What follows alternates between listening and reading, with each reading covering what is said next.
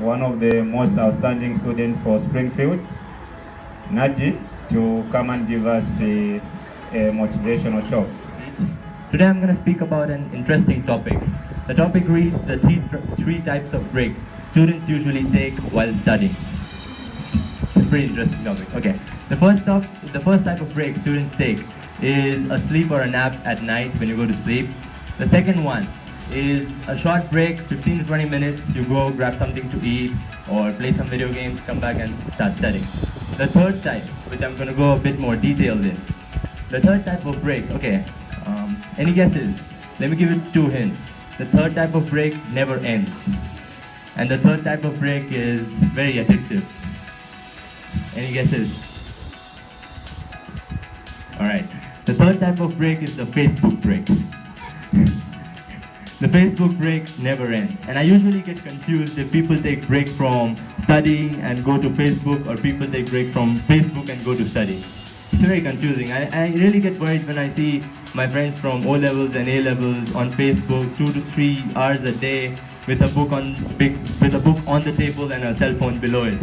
I get pretty worried. Like, you have your exams, and I usually say that mobile phones have become teenagers' oxygen. Like, you breathe, eat, sleep, dream, everything mobile phones. And you even bog up your mind if you don't see your mobile phones for a while. Let's understand this simple thing I'm here to talk about today. www.facebook.com. This website has been existing since the last 12 years, is existing right now, and will be working in the future. In the future also. So, it's very, very possible for you to use that website and waste your time even in the future when you think that you're already set up in life and you have a lot of time to waste. But think what's important for you right now.